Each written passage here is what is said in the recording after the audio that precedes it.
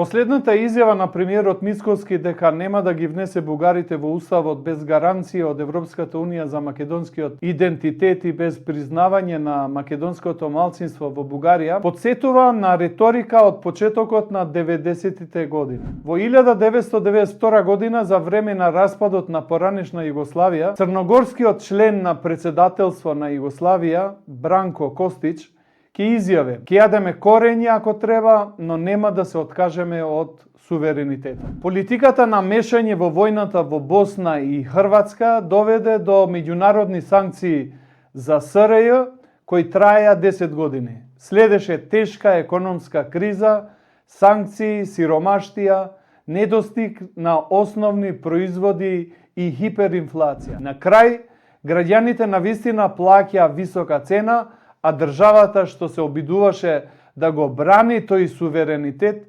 престана да постои. Ставот на Мицковски, иако прифатлив за дел од јавноста, има сериозен проблем – неговата применливост. 2 години не се понудени механизми за реализација на барањата во рамките на ЕУ, која не дава гаранции за идентитетски прашања, бидејќи тие се дел од суверенитетот на државите. Затоа, барање за гаранции е повеќе политичка порака за внатрешна употреба отколку реална преговарачка позиција. Барањето Бугарија да го признае македонското малцинство е тешко остварливо, бидејќи Софија има цврст став. Како услов за уставни измени, тоа го претвара европскиот процес во директен политички спор и дополнително го отежнува компромисот. А толку македонската страна се жалеше за билатерализација на евроинтеграцијата. Воедно, ваквите позиции ја доведуваат во прашање и постојаната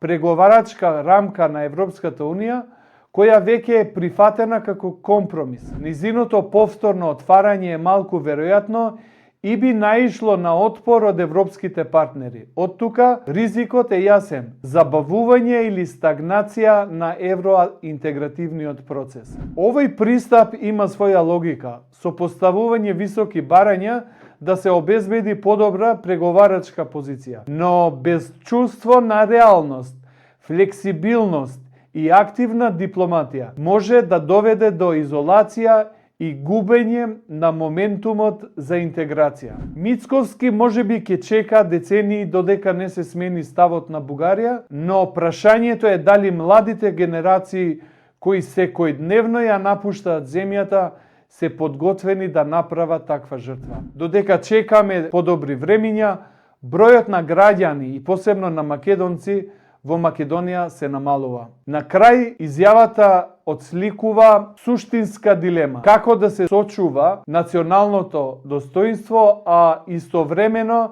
да се продолжи европскиот пат. Токму наоѓање рамнотежа меѓу овие две цели останува клучниот предизвик.